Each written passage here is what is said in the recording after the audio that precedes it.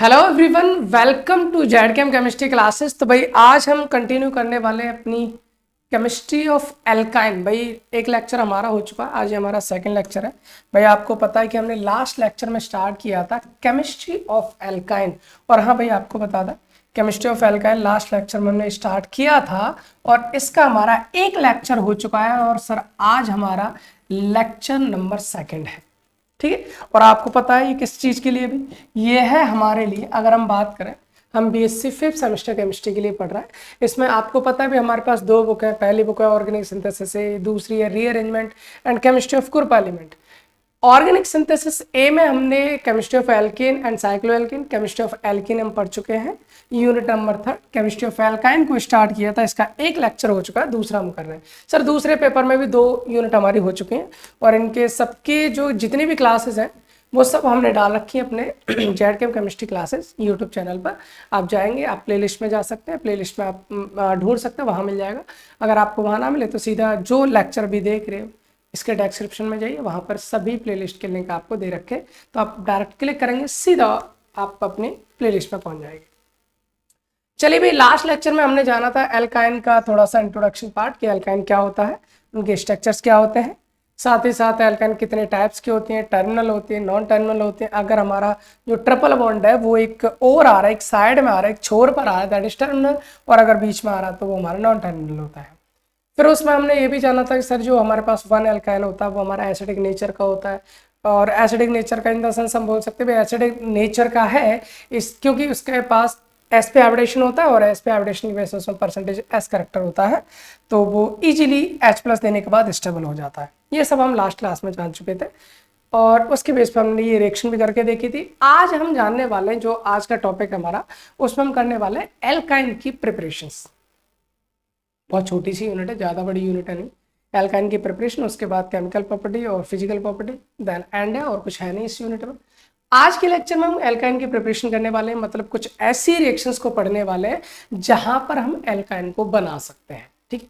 तो ज़्यादा रिएक्शन नहीं है, कुछ ही रिएक्शन है। तो जिनमें से पहली रिएक्शन का नाम है हमारा भाई फ्रॉम कैल्शियम कार्बाइड। आपसे कहा जाता है सर कैल्शियम कार्बाइड क्या होता है? कैल्शियम कार्बाइड का फॉर्मूला ये होता है सर CaC2। ये हमारे पास है कैल्शियम कार्बाइड होता है। हम कहेंगे सर कैल्शियम कार्बाइड से एल्काइन को हम बना सकते हैं। ये पहला हमारा रिएक्शन है जो आपके सिलेबस के अकॉर्डिंग है। तो हम जानेंगे भाई कैल्शियम कार्बाइड से एल्काइन कैसे बनती है। और आपको एक स्टेप अगर एक्स्ट्रा भी पूछ लेता, आपसे पूछा भाई कैल्शियम कार्बाइड कैसे बनता है, तो आपको पता होना चाहिए जैसे कैल्शियम ऑक्साइड होता है, ठीक है। अगर मैं इसकी कोक के साथ रिएक्शन कराता हूँ, मतलब कार्बन के साथ रिएक्शन कराता हूँ, जस्ट कार्बन लो और इसको हीट कर दो। हीट ऑलमोस्ट कम से कम आपको 200 डिग्री सेल्सियस पे हीट करना पड़ेगा, तभी ये रिएक्शन पॉसिबल होती है। तो होता ये है कि जब आप कैल्शियम कार्बाइड के साथ रिएक्शन कराओगे तो कैल्शियम, क्योंकि ये ऑक्साइड है ना, और कार्बन के साथ जब भी ऑक्साइड की रिएक्शन की जाती है वो ऑलवेज उसका क्या कर देता है, ऑक्सीजन को हटा लेता है। तो कार्बन क्या करेगा, ऑक्सीजन के साथ मिलकर CO बना लेगा। बट देयर इज क्वांटिटी हमारी 3 यूज होती है, तो दैट्स वाई यहाँ से हमारा बन जाता है CaC2। ये हमारे पास बन जाता है CaC2। इसको हम बोलते हैं कैल्शियम कार्बाइड। अच्छा, कैल्शियम कार्बाइड के बारे में एक चीज आपको जाननी है। क्या जाननी भाई? अगर हम कैल्शियम कार्बाइड की बात करें तो ये हमारा एक आयनिक कंपाउंड होता है। इसको अगर आयनोइज किया जाता है तो क्योंकि हमें पता है Ca पर 2 प्लस होता है, Ca+2 में टूट जाएगा और प्लस आपका C2 पर कितना नेगेटिव आएगा, 2 नेगेटिव आएगा। ये आपको पता होना चाहिए। और C2 2 नेगेटिव का मतलब होता है भाई अपने पास 2 कार्बन है, एक नेगेटिव इस पर होगा, दूसरा नेगेटिव इस पर हो, तो बीच में क्या होते हैं, ट्रिपल बॉन्ड हमारा कुछ इस तरह से आ जाता है। तो C2 नेगेटिव का स्ट्रक्चर कुछ इस तरह से होता है। ये आपको पता होना चाहिए भाई, ये आपको पता होना चाहिए कि C2 नेगेटिव का मतलब क्या होता है। C2 नेगेटिव का मतलब ये होता है। आई होप क्लियर है। और सर रिएक्शन बहुत आसान है, रिएक्शन बहुत आसान है। रिएक्शन कैसे आसान है भाई? अपने पास लिया है कैल्शियम कार्बाइड और अगर हम इसका हाइड्रोलाइसिस करते हैं, मतलब H2O के साथ रिएक्शन कराते हैं। किसके साथ करा रहे हैं भाई? H2O के साथ रिएक्शन करा रहा है, तो हमारा बनेगा क्या भाई? एक चीज जान लो, एक चीज जान लीजिए, क्योंकि बहुत बेसिक सी चीज है। हमको एक चीज पता है भाई, हमारे पास अगर हम इसकी बात करें, हमें पता है Ca+2 है, ठीक है, C2 2 नेगेटिव है, ये पता है हमें। तो H2O में भी तो यही होता है ना, H+ होता है और OH- होता है। ये होता है नहीं होता है? बिल्कुल होता है। और सर एक चीज बताइए, आप एक चीज बताइए, अगर यहाँ पर H प्लस है OH माइनस है तो इसका प्लस जाएगा माइनस के पास और माइनस जाएगा प्लस के पास। आप एक चीज देखिए भाई, ये प्लस है तो इसके माइनस को ले लेगा और ये माइनस है इसके प्लस को ले लेगा, सिंपल कहानी। अब एक चीज देखिए, क्या देखिए भाई, इसके पास 2 माइनस है तो इसको 2 प्लस चाहिए ना, और 2 प्लस चाहिए तो भैया मेरे पास H प्लस भी कितनी होनी चाहिए, 2। इसके पास 2 प्लस है तो इसको 2 माइनस चाहिए, 2 माइनस तो मेरे को OH भी 2 चाहिए भाई, 2 2 चाहिए तो हम 2H2 ले सकते हैं, जाहिर सी बात है, सिंपल से कहानी, ज्यादा दिमाग भी नहीं लगाना है। तो हुआ क्या भाई, हुआ ये सर, एक Ca के पास 2 OH आएंगे तो यहां से बन जाएगा CaOH का होल ट्वाइस, सिंपल सिंपल। और साथ ही साथ क्या है, C2 के पास क्या आएगा, 2 H आएंगे तो सीधे सीधे हम लिख देंगे C2H2, जिसका स्ट्रक्चर आप बना सकते हो CH triple bond CH। This is alkyne. बहुत ही सिंपल सी रिएक्शन है, बहुत ही सिंपल सी रिएक्शन है। लिखना क्या होता है भाई, सीधा सीधा है, when on hydrolysis of calcium carbide it form, क्या होता है, इथाइन फॉर्म करता है, इसको इथाइन बोलते हैं भाई, आईवी से आपको पता ही, तो हमारा इथाइन बन जाता है। आई होप पहली रिएक्शन आपको समझ में आई हुई, इसमें बहुत कुछ ज़्यादा बड़ी बात थी नहीं, सिंपल सी कहानी थी। ये हमने आपको समझाने के पर्पज से लिख दिया है, ये हमने आपको समझाने के पर्पज से लिख दिया है, ठीक है, okay. Now come to the second reaction, जिसका नाम है हमारे पास बाई डिहाइड्रोहेलोजिनेशन ऑफ बिस और जेम डाइहैलाइड। भाई आपका बिस डाइहैलाइड क्या होता है, जेम डाइहैलाइड क्या होता है, ये हम आपको पहले बता चुके हैं। अगर किसी को नहीं पता है तो भाई ये थोड़ी सी गलत बात हो जाएगी, अगर आपको नहीं पता है तो। वैसे हमने आपको बताया था, चलो अगले पेज पे लिख देते हैं एक बार। अगर मान लीजिए हमारे पास कोई कार्बन है इस तरह से और 2 हैलोजन वहां पर लगे हैं तो इसको हम डाइहैलाइड बोलेंगे, क्या बोलेंगे, डाइहैलाइड। और सर कहानी ये भी हो सकती कि इस तरह से एक ही कार्बन से 2 हैलोजन लगे हों तो सर इसको भी हम क्या कहते हैं, डाइहैलाइड कहते हैं। बट इन दोनों डाइहैलाइड में एक अंतर है, अगर दोनों हैलोजन एक ही कार्बन से चिपके हुए, एक ही कार्बन से लगे हुए हैं तो सर उनको बोलते हैं जेम डाइहैलाइड, मतलब जेमिनल डाइहैलाइड, जेम।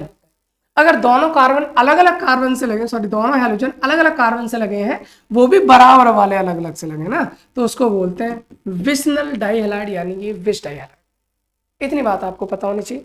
तो भाई हमारे पास चाहे विस डाइहैलाइड हो, हमारे पास चाहे जेम डाइहैलाइड हो, दोनों में से कोई भी हो, आपकी रिएक्शन पॉसिबल है, आप इजीली कर सकते हैं। तो सर एक काम करते हैं, डाइहैलाइड बना के देखते हैं, उसके बाद देखते हैं।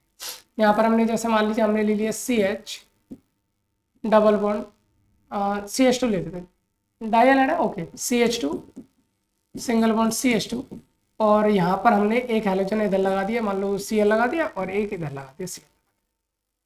ये क्या है हमारे पास, सर ये हमारे पास विस डाइहैलाइड, विस डाइहैलाइड, ठीक है, ये हमारे पास विस डाइहैलाइड है। एक और हम एग्जांपल ले लेते हैं, मान लीजिए मैंने यहाँ पर ले लिया CH3 और यहाँ पर CH और इस पे 2 Cl ले रखा है मान लीजिए ना, तो ये भी हमारे पास एक डाइहैलाइड है, बट दिस इज जेम डाइहैलाइड है।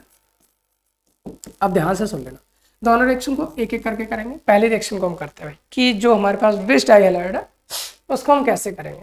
तो भाई ये रिएक्शन ना बहुत छोटी सी रिएक्शन है, हम बोल सकते हैं कि बिल्कुल 12th वाली रिएक्शन, क्लास 12th में, क्लास 11th में इसको पढ़ाया जाता है। हम यहाँ पर पढ़ते हैं सर, यहाँ पर हम डालेंगे एल्कोहलिक KOH, एल्कोहलिक KOH। एक चीज ध्यान रखना भाई, KOH ना 2 तरह से आता है। KOH आपका, चलो इधर ही कर देता नोट, ये तो नोट है ना एक टाइप का, बिल्कुल ये तो हमारे पास नोट है, एक नोट है, ठीक है, ये हमारे पास एक नोट है, एक और नोट यहाँ पर लिख लीजिए। नोट क्या भाई, नोट ये हमारे पास, अगर मान लीजिए मेरे पास कुछ इस तरह से रिएक्शन है, R या फिर CH3 CH2 Cl, ठीक है ना, एक और लिख लेते हैं CH3 CH2 Cl, और इसकी रिएक्शन हम करा रहे हैं एक्वस KOH से, और इसकी रिएक्शन हम करा रहे हैं एल्कोहलिक KOH से। सर इन दोनों वर्ड पर ना ध्यान देना, एक्वस KOH है या फिर एल्कोहलिक KOH है। एक्वस KOH है ना, तो ये हमारा जस्ट न्यूक्लियोफाइल की तरह काम करेगा, OH आएगा, Cl को हटाएगा, खुद जाके लग जाएगा और ये फॉर्म करेगा CH3 CH2, यहाँ पर क्या OH प्लस यहाँ पर बन जाएगा KCl, सीधा सीधा OH आया यहाँ अटैक किया, Cl को बाहर किया तो KCl निकल जाएगा, OH आके लग गया। ये इस रिएक्शन को कहा जाता है सब्स्टिट्यूशन रिएक्शन, सब्स्टिट्यूशन रिएक्शन, ठीक है ना, इसको क्या कहते हैं, सब्स्टिट्यूशन रिएक्शन कहते हैं। लेकिन अगर यहाँ पर एल्कोहल डाल दिया ना तो भाई एल्कोहल क्या करता है, इसका बेसिक नेचर बढ़ा देता है। और बेसिक नेचर बढ़ाने से ये होता भैया, बेसिक नेचर बढ़ाने से ये होता है कि जो OH था, बेस बढ़ेगा तो बेस को क्या चाहिए भाई, एसिड चाहिए। एसिड से मतलब H+ चाहिए उसको। H+ ये कहाँ से निकालेगा, बीटा वाले कार्बन से। बीटा वाला कार्बन क्या होता है भाई, जिससे हैलोजन लगा वो अल्फा, अगले वाला बीटा। OH आएगा, इससे H निकालेगा और H निकालने के बाद यहाँ पर बना लेगा H2O। OH यहाँ से H निकालेगा बीटा वाले से, H निकाल के H2O बना लेगा, प्लस K जो है Cl के साथ KCl बना लेगा, प्लस बचा क्या भाई, यहाँ से CH2 बचा, यहाँ से भी CH2 है, एक यहाँ से हटा एक यहाँ से हटा, बीच में क्या आ जाएगा, डबल बॉन्ड। इसका तो ये आपको जानना है, ये आपको जानना है। आई होप इतनी बात आपको समझ में आई होगी कि इसमें करना क्या है भाई, करना ये है हमारे पास,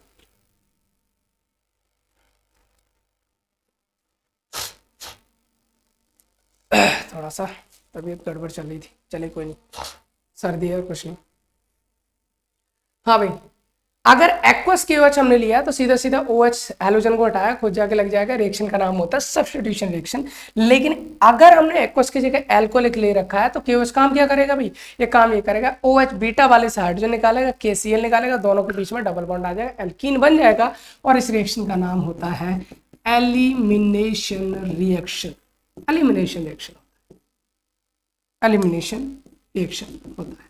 आई होप इतनी बात आपको समझ में आ गई होगी। अगर आ गई तो फिर इधर क्या लिखा है, एल्कोहलिक KOH लिखा है, और एल्कोहलिक KOH लिखा है तो भैया काम वही होना है। क्या करेगा, OH क्या करेगा, सर इसके लिए कौन सा अल्फा बीटा करे, कोई दिक्कत नहीं। अगर ये वाली हैलोजन निकाले तो हाइड्रोजन यहाँ से निकालोगे, हैलोजन ये निकालोगे तो हाइड्रोजन यहाँ से निकालोगे, सेम ही कहानी है, कोई दिक्कत नहीं। सर हम मान लीजिए हमने हाइड्रोजन यहाँ से निकाला, OH मिलकर H2 निकाल देगा, K मिलकर Cl निकाल देगा, तो यहाँ से क्या बचेगा, देखिए जरा, H यहाँ से निकला है, यहाँ पर CH बचेगा, इस पर नीचे कौन है, Cl, ठीक है ना, एक हाइड्रोजन निकल गया, यहाँ पर क्या आ जाएगा, डबल बॉन्ड, और यहाँ पर आ जाएगा CH2, यही तो आ गया, बिल्कुल यही आ जाएगा, बस और क्या चाहिए, यही चाहिए अपने को, ये अपने को मिल जाएगा। एक पर हमारे पास क्या बचेगा, CH, इसी पर हैलोजन, क्योंकि हाइड्रोजन है, देखो OH ने यहाँ से H लिया, H2 निकाल लिया, K ने यहाँ से Cl है, KC निकाल लिया, और बीच में क्या आ जाएगा,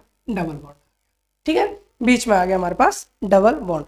अब हम क्या करेंगे भाई, आगे जाने के बाद हमें फिर से वही कहानी करनी है कि हमें फिर से एक बेस के साथ रिएक्शन करानी है, और यहाँ पर बेस आप चाहो तो इसी को वापस ले लो, एक नया बेस और होता है हमारे पास, जैसे NaNH2।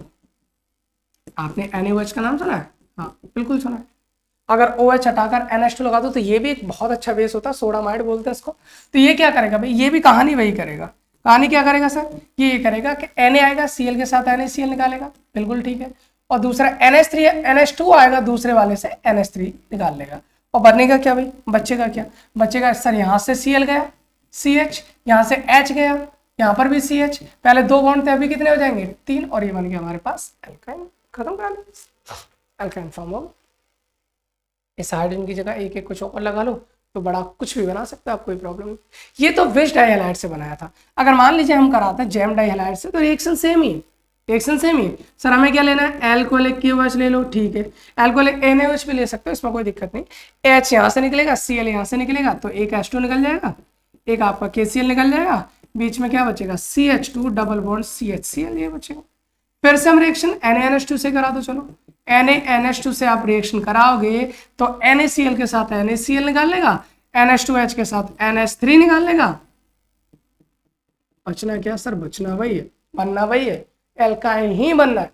तो मुझे लगता है ये दोनों रिएक्शन आपको समझ में आएंगे। पहली रिएक्शन हमने कैल्शियम कार्बाइड से किया था, दूसरी रिएक्शन हमने डिहाइड्रोहैलोजिनेशन किया है। डिहाइड्रोहैलोजिनेशन का मतलब क्या भाई, डी का मतलब निकलना, हाइड्रो मतलब हाइड्रोजन, हेलो मतलब हैलोजन, तो यहां से देखो हाइड्रोजन भी निकल के जा रहा है और हैलोजन भी निकल के जा रहा है, दैट्स व्हाई इस रिएक्शन को बोलेंगे डिहाइड्रोहैलोजिनेशन। आई होप इतनी बात आपको समझ में आई होगी। अब हम करते हैं अगली रिएक्शन के लिए, और वो है हमारे पास by dehalogenation of which tetra halogen compound. बहुत ही सी सिंपल सी रिएक्शन है, आपसे बोला जाता है मान लीजिए इस तरह से बना दे, R C single bond C single bond R, कुछ भी R या कुछ भी ले सकते हो, हाइड्रोजन में लगा लो कोई दिक्कत नहीं। टेट्रा हेलोजन मतलब 4 हेलोजन लगाने, विस का मतलब बराबर वाले कार्बन पर। तो एक Br मैंने यहाँ लगा दिया, मतलब हेलोजन में एक Br यहाँ लगा। अभी तो डाइब्रोमाइड है ना, विस डाइहैलाइड हो गया, एक और लगा दो Br और एक और इधर लगा दो। क्या हो गया हमारे पास, ये हमारे पास क्या हो गया, ये हो गया हमारे पास विस टेट्रा हैलाइड या हेलोजन कंपाउंड, विस टेट्रा हेलोजन कंपाउंड हो गया। विस वाले कार्बन पर 4 हेलोजन हमने लगा दी, विस मतलब बराबर बराबर वाले कार्बन। सर सीधा सीधा ना रिएक्शन आपको करानी है जिंक से, और जिंक बहुत बेहतरीन बंदा होता है, सीधा सीधा Br को लेगा और ये बना लेगा क्या, ZnBr2। एक Zn ना जहां भी हेलोजन दिखे, Cl दिख रहा है ZnCl2 निकाल देगा, Br दिख रहा है ZnBr2 निकाल देगा। कुल मिलाकर उसको 2 हेलोजन चाहिए, 2 हेलोजन ले जाएगा तो क्या बनेगा भाई, अगर ये 2 हेलोजन बाई चांस ले गया ना भाई, तो कंडीशन हमारी ये बन जाएगी, कंडीशन हमारी ये बन जाएगी, एक हेलोजन यहाँ से दूसरा यहाँ से, बीच में डबल बॉन्ड है। अगर मैं वापस से सर मैं चाहता हूँ फिर से एक और Zn से रिएक्शन करा दो, फिर से Zn बचा हुआ Br2 ले जाएगा और बीच में क्या आ जाएगा, RC ट्रिपल बॉन्ड C बन गया सर। आप एक स्टेप में करा दो, यहाँ पर 2 Zn ले लो, चारों Br को एक साथ निकाल दो, ट्रिपल बॉन्ड लगा दो बीच में, सिंपल रिएक्शन है, बहुत ही सिंपल रिएक्शन है। इस रिएक्शन से हम एल्काइन फॉर्म कर सकते हैं। अब है हमारे पास from Kolbe's electrolytic process. Sir ये रिएक्शन हमने एल्केन में भी पढ़ी थी, एल्कीन में भी पढ़ी थी, अभी हम एल्काइन में भी पढ़ रहे हैं। सर सेम रिएक्शन है, कोई अंतर नहीं है, वहीं पर आपको वही वाली प्रोसेस जाननी है। मैं वापस से इसको यहाँ पर टाइम नहीं लूंगा क्योंकि आपको मैं ये रिएक्शन पहले पढ़ा चुका हूँ। तो भाई केमिस्ट्री ऑफ एल्केन में भी पढ़ाई, केमिस्ट्री ऑफ एल्कीन में भी पढ़ाई, अगर आपने नहीं देखी तो जाकर एक बार देख लो, क्योंकि वहां पर हमने पूरा डिटेल पढ़ा था भाई, पूरी डिटेल पढ़ी थी हमने कहानी। यहाँ पर मैं डायरेक्ट ले रहा हूँ, यहाँ पर CH, यहाँ पर बीच में क्या होना चाहिए, डबल बॉन्ड होना चाहिए। तो हमने ये भी बताया था अगर यहाँ पर कोई बॉन्ड नहीं है तो सिंगल बॉन्ड आता है, सिंगल बॉन्ड होता है तो डबल बॉन्ड आता है। अभी मेरे को 3 बॉन्ड चाहिए ना, तो पहले से 2 बॉन्ड लगा दो यहाँ पर, COONA COONA, बस वाटर के साथ रिएक्शन कराएंगे, क्या बन जाना भाई, बन ही जाता sir CH triple bond CH, ठीक है, प्लस क्या निकल जाता है CO2, 2 CO2 निकलेंगे, प्लस क्या निकल जाता है सर NaOH निकल जाएंगे, NaOH बन जाएगा, 2 NaOH है ना, 2H2 यूज होता है, और प्लस क्या निकल जाएगा H2 निकल जाएगा। और इसको हमने बहुत अच्छी तरह से बताया था कि ये दोनों चीजें कहाँ मिलती हैं, एट एनोड मिलती हैं, और ये हमारे पास कहाँ मिलती है, कैथोड, एट कैथोड। ये रिएक्शन हमने बहुत अच्छे से करी थी, इसमें कोई भी समस्या नहीं होनी चाहिए। बस एक छोटी सी चीज चलो बता देते हैं। इसमें हम क्या बताएंगे भाई, आपको एक चीज पता होनी चाहिए, यहाँ पर क्या पता होनी चाहिए कि हमें नोट करके लिखा था हमने, एक्चुअली ये जाना था कि एट एनोड कौन आता है। एट एनोड अगर हम बात करें, एट एनोड आता है एनाइंस, एनाइंस हमारे एनोड पर काम करते हैं। जैसे कि हमने यहाँ पर एनाइन कौन होगा भाई, यहाँ से अगर हम देखें तो CH double bond CH single bond COO Na+ होगा तो इस पर क्या होगा, नेगेटिव। यहाँ पर भी COO Na+ होगा तो यहाँ पर क्या होगा, नेगेटिव। फर्स्ट ऑफ ऑल करते क्या, 2 इलेक्ट्रॉन को यहाँ से निकालते हैं, एक यहाँ से एक यहाँ से, तो यहाँ पर क्या बन जाता है CH डबल बॉन्ड CH, यहाँ पर सिंगल बॉन्ड C, और चलो सीधा सीधा कर देते हैं COO, यहाँ पर रेडिकल बचेगा, सिंगल बॉन्ड COO, यहाँ पर भी रेडिकल बनेगा। अब इससे क्या होगा भाई, इससे ये होता है हमारे पास कि ये वाला जो बॉन्ड है, ये वाला जो बॉन्ड है होमोलिटिक क्लीवेज होगा कुछ इस तरह से, और होमोलिटिक क्लीवेज होने की वजह से यहाँ से क्या हो जाएगा CH radical double bond CH radical, है ना, और ये दोनों हमारे पास क्या बनेंगे, रेडिकल रेडिकल, एक इधर, दोनों रेडिकल मिलकर, और यहाँ से क्या हो जाएगा, ये 2 CO2 निकल जाएगा, और ये जो दोनों रेडिकल आपस में मिलने के बाद CH ट्रिपल बॉन्ड CH बना लेते हैं। भाई हम इसी तरह की रिएक्शन पहले जान चुके थे। तो कुल मिलाकर CO2 और एल्काइन जो है ये दोनों हमारे कहाँ मिल जाते हैं, एनोड पर मिल जाते हैं, एट एनाइन के तौर पर, है ना। और अगर हम बात करें एट कैथोड, क्या होता है भाई, एट कैथोड, कैथोड पर कौन मिलता है भाई, कैथोड पर मिलेगा सर कैटायंस, है ना, वहां कैटायन रिएक्शन करते हैं। तो कैटायन कौन है भाई, कैटायन कौन है भाई, अपने पास सोडियम है ना, अपने पास कौन है Na+, कितने Na+ है भाई, 2 Na+ यहाँ से मिले, ठीक है, 2 इलेक्ट्रॉन इन्होंने निकाले थे, दोनों इलेक्ट्रॉन को लेता है, प्लस क्या करता है भाई, अपने पास H2 होता है, H2O, कितने H2 हैं, 2 H2 हैं, तो ये 2 Na जो है 2 H2 के साथ मिलकर क्या बना लेगा, ये 2 H2 के साथ मिलकर 2 NaOH बना लेता है, दो OH यहाँ से निकल जाते हैं, 2 हाइड्रोजन बचेंगे और वो दोनों हाइड्रोजन मिलकर क्या बनाते हैं, H2 बनाते हैं। और ये हमारे पास कहाँ पर होती है, कैथोड पर होती है रिएक्शन। सर इसको डिटेल हमने वहाँ जान लिया था, फिलहाल इसकी जितनी भी चीज़ें हमें जाननी थी वो हम जान चुके, तो हमें एल्काइन कोलविज इलेक्ट्रोलाइटिक प्रोसेस से भी मिल जाता है। ओके, नाउ अभी हम चलते हैं अपनी अगली रिएक्शन जिसका नाम है higher alkyne from lower alkene. चलिए ठीक है, अभी आज के लेक्चर में मतलब एल्काइन की प्रिपरेशन पूरी खत्म कर लेंगे, एक ही लेक्चर में सारी चीजें हो जानी है। Higher alkyne from lower alkyne, भाई हमारे पास कोई लोअर एल्काइन है और उससे हमें कोई हायर एल्काइन बनानी है, तो ये रिएक्शन हम कल भी कर चुके थे भाई। मान लो RC ट्रिपल बॉन्ड CH है, मान चलो यहाँ CH3 लिख लेते हैं, यहाँ पर है CH3 single bond CH3 single bond C triple bond CH है ना। मुझे 3 कार्बन की एल्काइन है, मैं चाहता हूँ उसे 4 कार्बन की एल्काइन बन जाए, 5 कार्बन की एल्काइन बन जाए, तो मैं क्या करूंगा सर, सीधी सीधी बात है, इसकी रिएक्शन है सबसे पहले आप कराओगे NaNH2 से, और हमने बताया ये बेस होता है, Na+ होता है, NH2- होता है, तो होगा क्या भाई, होगा ये कि जो Na है वो क्योंकि यहाँ पर भी हमने जाना था C- और H+ होता है भाई, 1 एल्काइन है ना, ये 1 एल्काइन है, और 1 एल्काइन क्या होता है, एसिडिक नेचर का होता है। ये हम लास्ट क्लास में जान चुके थे, लास्ट टॉपिक अपना यही था, कल लास्ट वाली क्लास का लास्ट टॉपिक यही था। देखो बिल्कुल सेम रिएक्शन यही वाली हम करने वाले। फिलहाल ये मैंने आपको रिएक्शन करवाई भी थी कि हमारे पास 1 एल्काइन है, एसिडिक नेचर का है, तो क्या करेगा भाई, H हट के Na लग जाना सीधा सीधा, बिल्कुल, और हम वही करने की कोशिश कर रहे हैं फिलहाल अभी यहाँ पर। तो क्या करेगा भाई, H+ यहाँ से हटेगा, NH2 लेने के बाद NH3 बना लेगा, ठीक है, और उसके बाद जो Na यहाँ पर लग जाएगा, तो ये क्या बन जाएगा हमारे पास, ये बन जाएगा CH3 single bond C triple bond C negative और वहां पर Na पॉजिटिव। अगर मैं इसकी रिएक्शन मान लो CH3Cl के साथ कराता हूँ, आप जितने कार्बन बढ़ाने उतने कार्बन की क्या ले लो, एल्किल ग्रुप ले लो, और वहां से क्या करना आपको, ये नेगेटिव अटैक करेगा यहाँ और हैलोजन निकल जाएगा बाहर, इसके निकलती NaCl से मिलकर NaCl बना लेगा, और साथ में हमारा बन जाता है भाई CH3 single bond C triple bond C, और इससे कौन जुड़ जाएगा हमारे पास CH3। तो सर पहले एल्काइन था हमारा 3 कार्बन का, अभी बन गया हमारा 4 कार्बन का, कोनो प्रॉब्लम, कोई समस्या नहीं होनी चाहिए। इसी तरह चलो एक और रिएक्शन करते हैं। हमारे पास मान लो ये है CH triple bond CH, okay, reaction कराऊंगा NaNH2 के साथ, क्या होगा भाई, होगा भाई Na+ होता है, NH2- होता है, हमें पता C-H+, इधर भी C-H+, इसको उल्टा लिख देता है C-H+,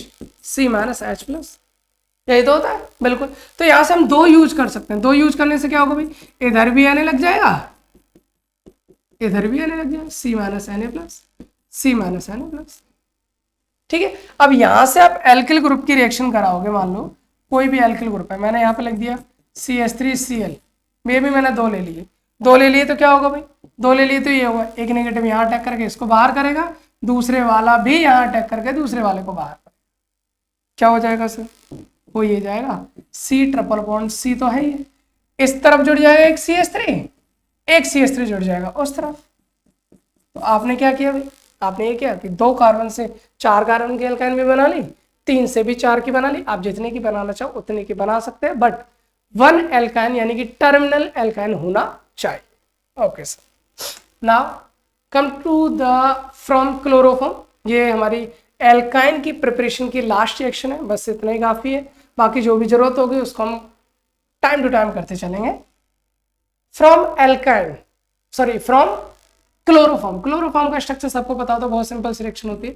क्लोरोफॉर्म का स्ट्रक्चर होता है CHCl3, साथ में कौन होता है भाई, दूसरा एक और ले लेते हैं हम CHCl3, इसमें एक्चुअली 2 क्लोरोफॉर्म के मॉलिक्यूल हमारे यूज होते हैं, जैसे हमने बुर्ज रिएक्शन किया ना 2 एल्किल हैलाइड, यहाँ 2 क्लोरोफॉर्म यूज होते हैं जस्ट उसी की तरह, और Ag हम लेते हैं जहाँ पर 6 Ag रहेंगे, और 6 Ag क्या करते हैं, 3 Cl यहाँ से 3 Cl यहाँ से, और ये हमारे पास बन जाता है 6 AgCl निकल जाता है, और 6 AgCl निकल जाएगा तो यहाँ से बचेगा CH, यहाँ से भी बचेगा CH, क्योंकि 3 बैलेंस खाली होते हैं, दैट्स व्हाई ट्रिपल बॉन्ड बीच में बन जाता है। सर ये हमारे पास क्लोरोफॉर्म से एल्काइन बनाने का मेथड। आई होप इतनी बात आपको समझ में आ गया होगा।